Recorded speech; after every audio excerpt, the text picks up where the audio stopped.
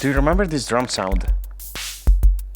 I'm sure that some of you will do, but I also understand that by itself it may not say that much. However, this is the foundation of probably one of the most famous tracks in the history of electronic music. I'm talking about Oxygene number 4 by Jean Michel Jarre. So I've got this wild idea of trying to replicate the track as closely as possible with this setup here. Of course, I am not sure it will be possible, and I am not sure, most importantly, that I will be patient enough to embark in such a task, to carry on such a task. But I was particularly fascinated by this track, especially by the cricket sound, and so I wanted to start from this point. Now I must mention that there is already an excellent tutorial on YouTube by Dr. Mix.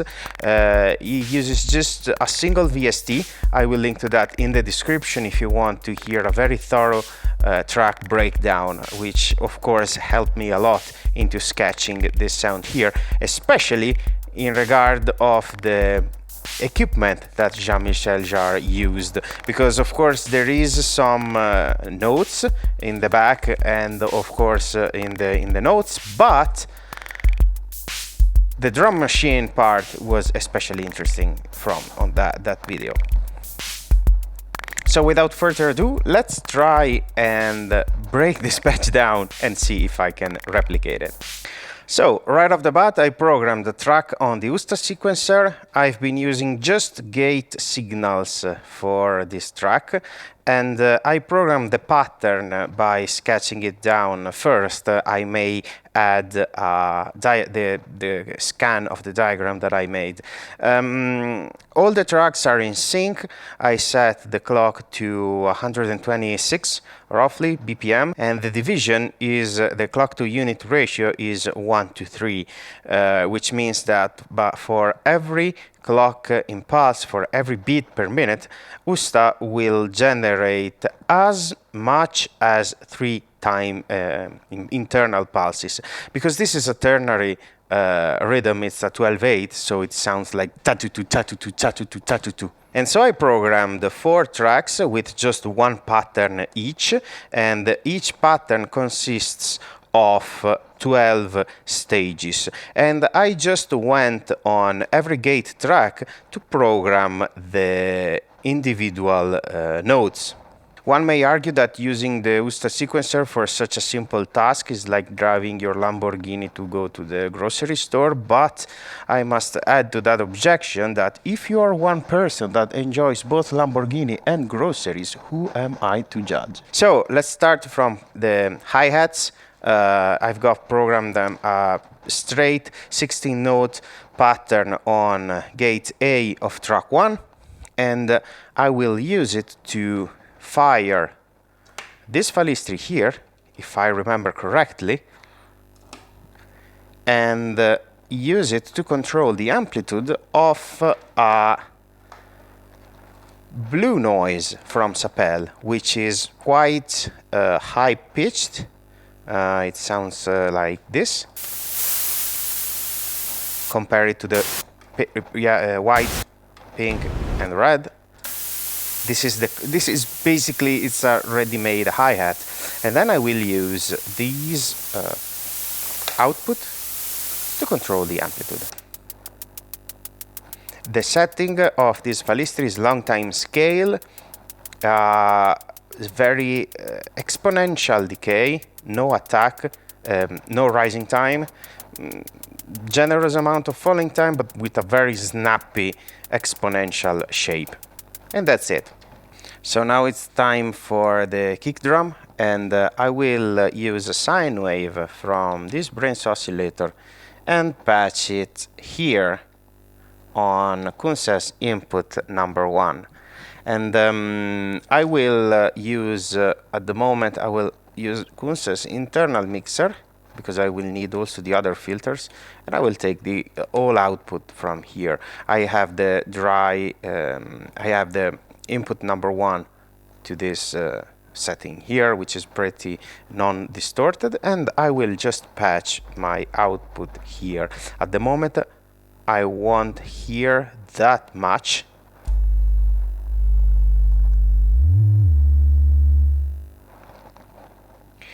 but as soon as I patch my gate B of track 1 to the low pass, to the ping circuit, I start hearing something.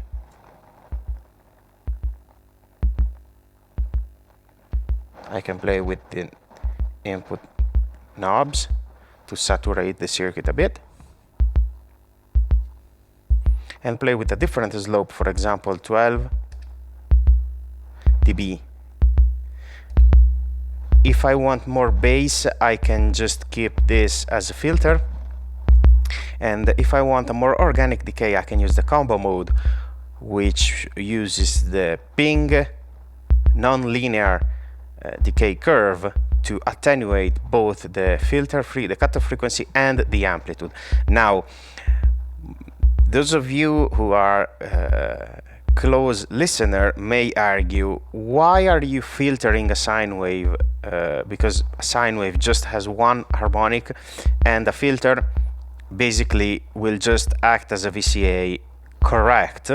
But I'm not using Kunsa for filtering right now, but I'm using it as a nonlinear VCA, because the curve of the ping circuit is already very nice for kick drums. And for a kick drum like this that doesn't have any pitch attack, any envelope over the attack, I like the way how snappy it sounds. I can saturate it like this. I can add some saturation at different points, like here, and I can play with the pitch to have those very fat tones. I think it's pretty nice, and we can move on to the other sections. To do the snare sound, which is my weakest point, I admit, I will use a combination of white noise, and maybe a sine wave from the brains to add some note. And I will patch them to the 3-2-1 so that I can blend them. I will add my sine wave as well, which I keep muted for now. And at this point I will take this output here and patch it to, I think I used filter 4 in the previous patch, so I will stick to this setting. And I will use integrator as an envelope. I am forced to do this because I need the 3 other envelopes from Falistri to perform more important tasks further down the patch. But the ideal solution would be to have a very snappy envelope like an exponential one. But I think that we can manage to get something out of it. And then I will multiply it, and let me just bring some input of this one. Okay, so this is my filtered white noise. You can hear that the kick drum is pinging it as well. So I will patch a dummy cable here to just disengage the semi-normalization. And so this is the bass, the basic snare sound. At this point, I will patch my envelope here to control my fake envelope, to control its amplitude. But if you listen closely to the original sound, you can hear that the snare has a sort of upward filter, like something like this, like a and so this is why I duplicated my fake envelope, because I want to patch this one to the cutoff frequency and use the attenuator to the left, so to invert the envelope curve. So I will have the VCA that goes like this, and the cutoff frequency that goes like this.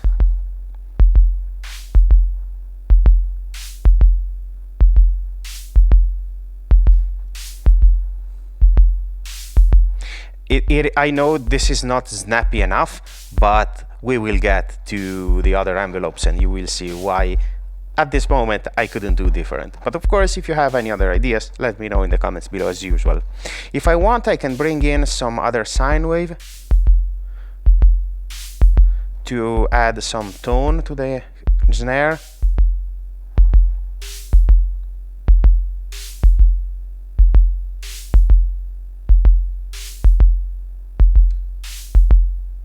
Maybe a triangle wave.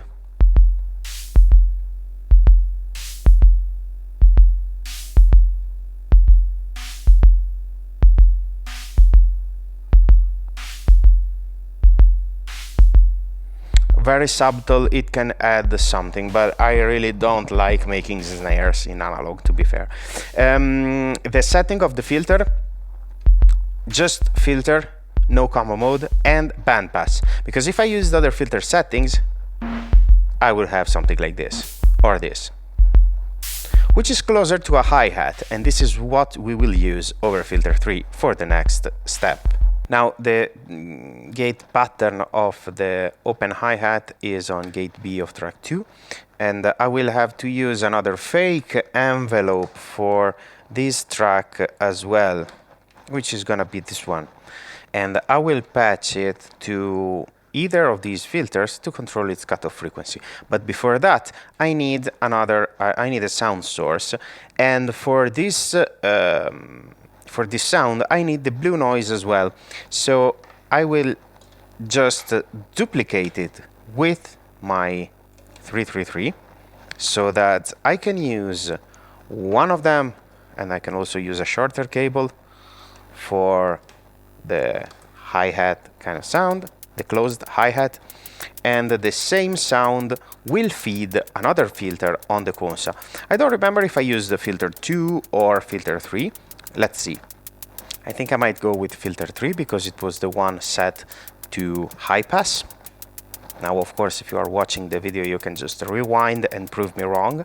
And at this point, I will use my fake envelope output and control the amplitude and not the cutoff frequency of this filter, of this sound here, which will also have the same sound source as this one.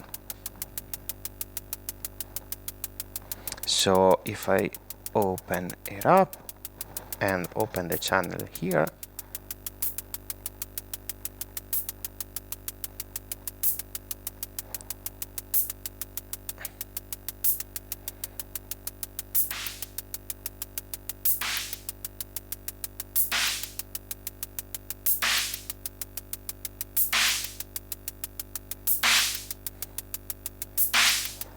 and it sounds like this. Now I need to break the semi-normalization also here, so not to affect this filter with this envelope here that it controls my gate.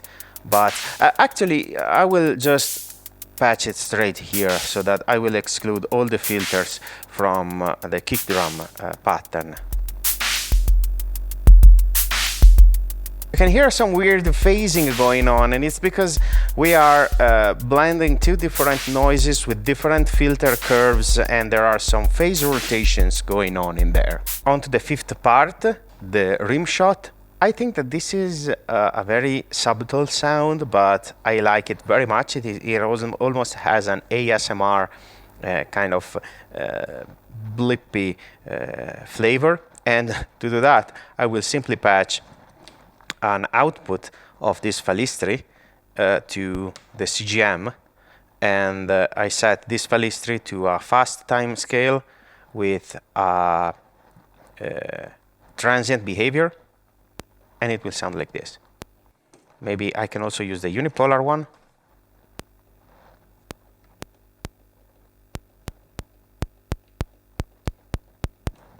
That's it. And I will use the gate pattern number gate A of track 3 to trigger it.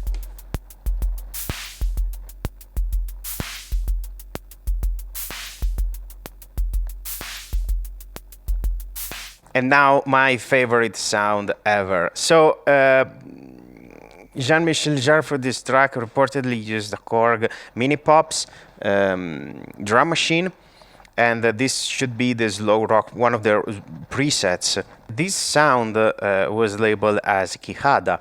Now, the Quijada is an instrument I wasn't particularly familiar with, and it is a percussion instrument made with the jawbone of donkeys or horses or animals like that, and it's typical of Latin America.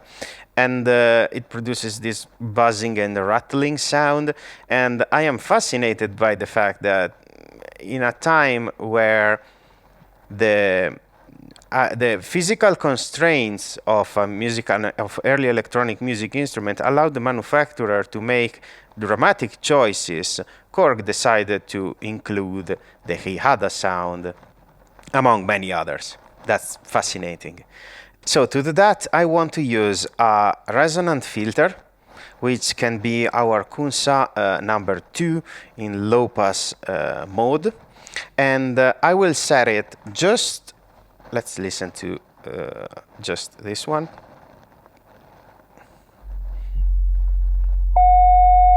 I will set it right below the self oscillation point. Now you can hear that I still had my sine wave going in. Something like this, for example, and then I will play with the other knobs. And what I want to do is use this envelope here from Falistri and use it to excite these filters' resonance, like this. But I want to have a sort of rattling sound, so I need this envelope to be momentarily engaged, so moving from the transient to the looping behavior. You can hear that we are just almost there. And to do that, I will simply use the end of rise gate that happens whenever the yellow generator is in its hold or falling stage, and the yellow generator I set to long time scale and transient behavior as well, and use this to perform a force loop over the green generator. But you can hear that the sound is pretty flat, and so I will use my 4-quadrant multiplier through its semi-normalizations, so the yellow unipolar output controlling the amplitude of the green one to perform a natural curve over this sound. And so instead of using this output here, I will just use this one, and it should sound something like this. Nice. We are almost there, but it lacks something, which is the gentle frequency sweep to the top. And this is why I will use an output of my yellow generator to apply the same decay curve, but inverted to the cutoff frequency. Now this is exaggerated. I need to fine-tune it.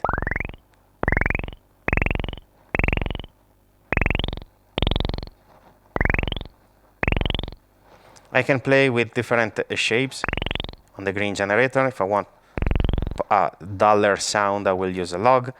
And if I want a brighter, I will use an expo.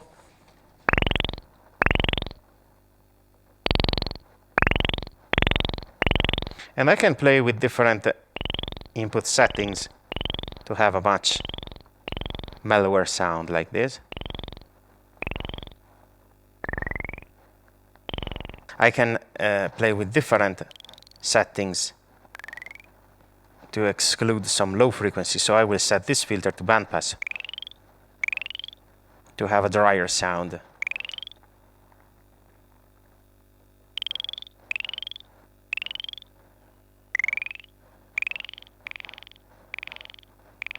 Perhaps less resonance. And I think that we got it. And so now I will use my gate B pattern of track 4 to trig this Falistri here. And I can bring in the other part.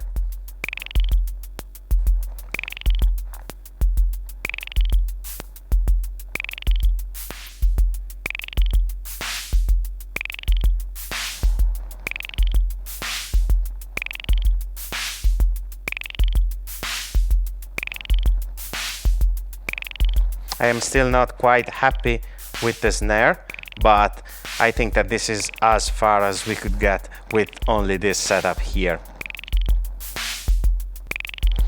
I hope you found this video interesting, inspiring, or even just fun. If you want me to carry on this completely senseless adventure of recreating Oxygene, let me know in the comments below and we will see. But then again, thanks for watching. If you have any remarks, let me know in the comments below as usual, and I will see you next time with more patch tips.